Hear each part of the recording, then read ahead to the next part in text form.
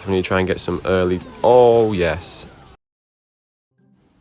Hello guys, and welcome back to another video on the channel. In today's video we're going to be using this Royal Giant Firecracker Evo deck. It's currently being used by 180th in the world, I believe it is. But yeah, the reason I'm using Royal Giant is because someone left a comment about using their old Royal Giant deck. I'll leave it on the screen now. I just could not get it to work. I found the defense, the defensive capability solid, but on the attack there was nothing to get it going. I tried, but yeah, so in the end I've settled to use RG still, just sort of to keep the promise of using Royal Giant. I guess it's kind of similar. So yeah, let's jump straight into some games. I will obviously be talking about my thought processes, all that sort of fun stuff, placements, everything like that. I'll try anyway, because sometimes the games get a bit intense, if you've watched the last video. Right, here we go into the first game. With this deck, I haven't used Phoenix in a long time, since like the sort of Phoenix Monk meta that took over. So yeah, we shall see. I am the boss.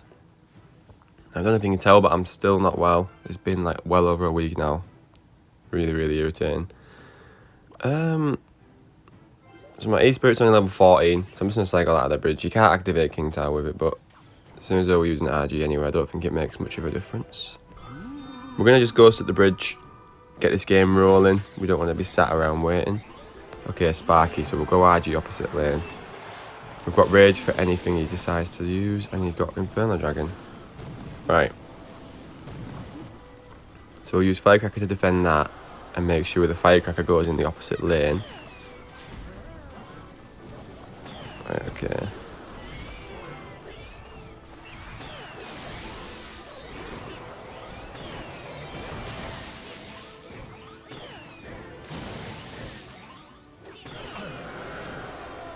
We've lost the tower straight away.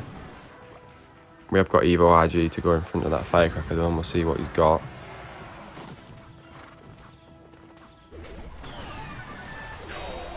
Okay, he activates King Tower, but the Firecracker connects, so I'm not all that upset.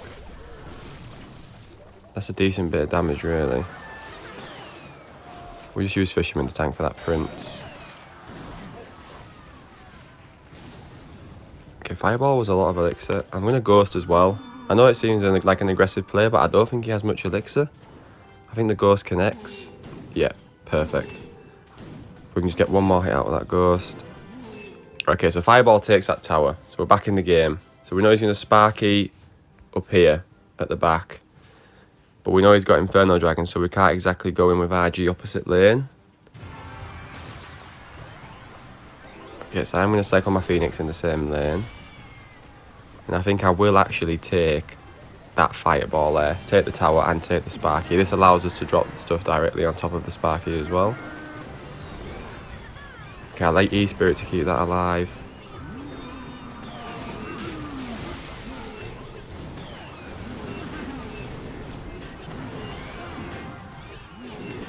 Oh, we've got the other Phoenix that's been resurrected. That's RG straight in the middle here. We will Rage if he decides to try and defend with anything. No, I will take the Fireball there though. Oh, if only we hit that E-Wiz. Well, we do actually, we do. I'm intrigued as to why he's gone with the Sparky in that lane, to be completely honest.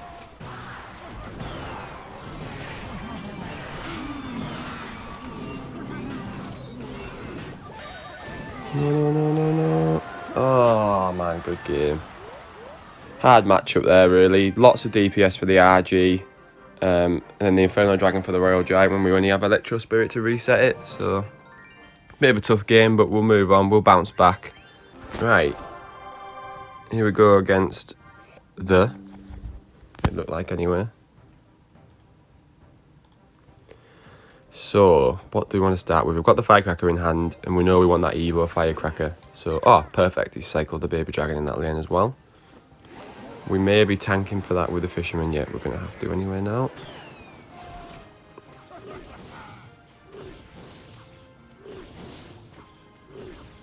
Okay, you still get to hit on the tower. That's unfortunate.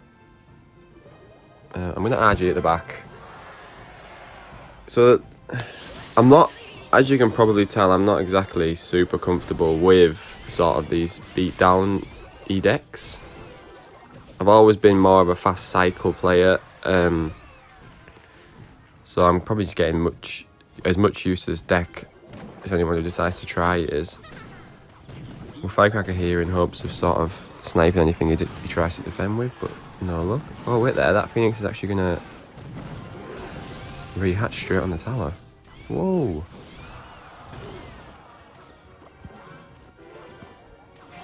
Okay, that is a solid start. We shouldn't have gone same lane though. So in a match against Graveyard, you always want to go opposite lane. The reason for that is if you go same lane and they defend, it gives them a bigger counter push. I'm going for RG. We know he's got the bomb tower. Okay, so he spends 8 to defend that. We're going to let that go. We know he's probably going to Graveyard.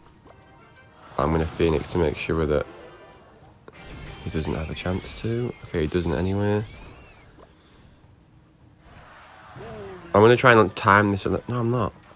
Right, so he bowlers. I feel like we really need to go in with opposite lane pressure here to make sure he doesn't have the opportunity to Graveyard. So we're going to do this.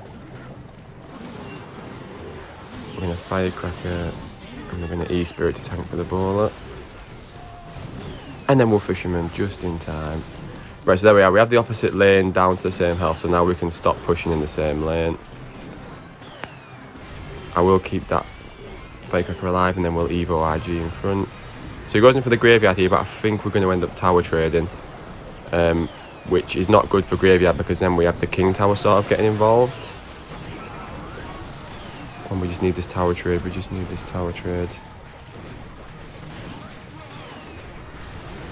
And we get it. Right, so now the game is definitely in our favour. If we can get that Evo Firecracker to survive, then that's great. So it looks like he's gave up. Yeah. So you always want to take tower trade against Graveyard. It works massively in your favour having the King Tower as well. So yeah, we're able to bounce back in the second game. So hopefully you learned a bit from that game, especially playing against Graveyard. You always want to be going opposite lane. Do not attack in the same lane. It allows them to build up a big push like you've seen in that game. He went bowler, we had to go opposite because we know he would have bowlered and then probably baby dragoned and then Graveyard, and then how do we defend that with a Phoenix? Like, we just don't. So you need to realise when you have to go into the opposite lane. So yeah, right, anyway, into the third and final game. Right, here we are into the final game of the episode against, I don't know, but he's won Grand Challenges, so this is going to be tough. He has a Dagger Duchess as well, which I guess that kind of runs in our favour. I'm missing a Cycle Rage. So we have a decent hand here, a really decent hand. So Ice Spirit, Skelly's Log, so this could be Expo, so we need to save this Royal Giant.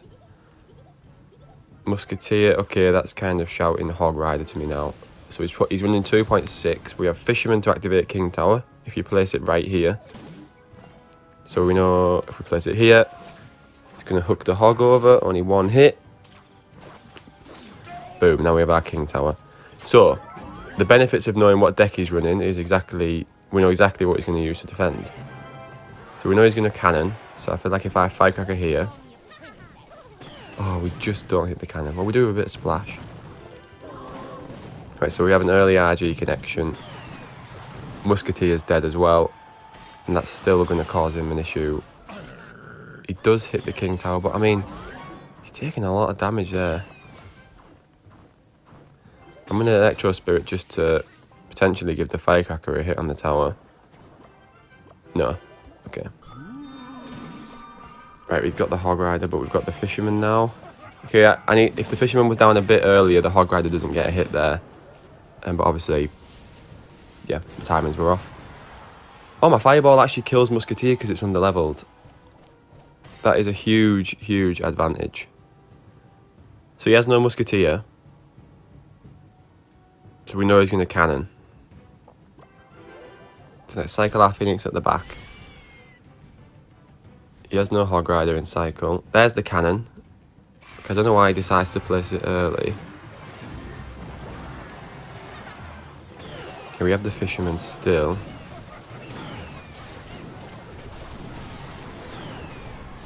Right, okay, so we take tower.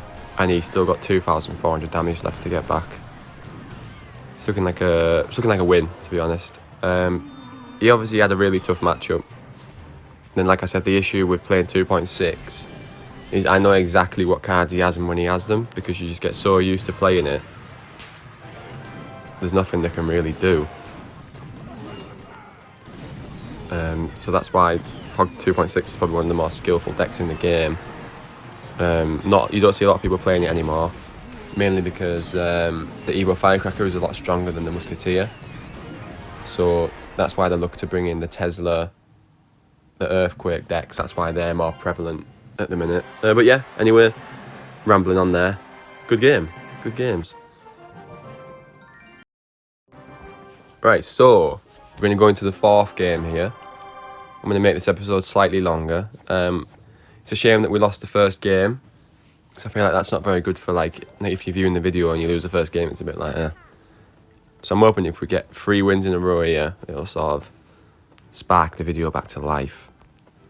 So we cycled the Firecracker to get back to the Evo. Battle Healer, so it's going to be Elixir Golem, isn't it? You don't really see this played with anything else. So we need to try and get some early... Oh, yes. That's what we're talking about. I was going to say, we need to get some early damage. And that's one way of getting a nice early Elixir trade. So he has to zap as well. So we're definitely up here. We're up in damage, up in Elixir. Yeah. So he gave us a well played. So now it's a case of what we do to take advantage of this Elixir advantage, I guess you would say. In case we decide to pump. Oh man, this is hard. I'm going to eat RG there and... No, sorry, Royal Ghost is still an RG, right? Royal Ghost on the right and RG in the left. So we know what he's going to do. He's going to try and free crown us. He's got Golem. Okay, I wasn't actually expecting that. So I will actually just Phoenix and Electro Spirit to make sure that it doesn't charge up. We have the Fisherman for the Golem, so that's straight on the King Tower. We have the Phoenix damaging down. I'm going to rage that Royal Giant just to get a bit more... Oh, that's a shame. Oh no. Firecracker, you better turn around. Come on, shoot, shoot, shoot, shoot, shoot! Okay, we will take that. We'll also take that Fireball. Excuse me. And we've got an RG straight in the pocket. Boom. The Firecracker also finishes off that Elixir pump. Yeah, it's GG. GG. We've absolutely stormed these last 3 games. It's such a shame that the first game was a loss. I really hope you did stay until now and you didn't just quit off at the loss. Because, yeah, there's been some really good gameplay there. Yeah, really, really good. So, a few words about Elixir Golem. It's just a really, really hard matchup every time. Because you know they're going to just sack off damage, sack off the towers to build a massive push.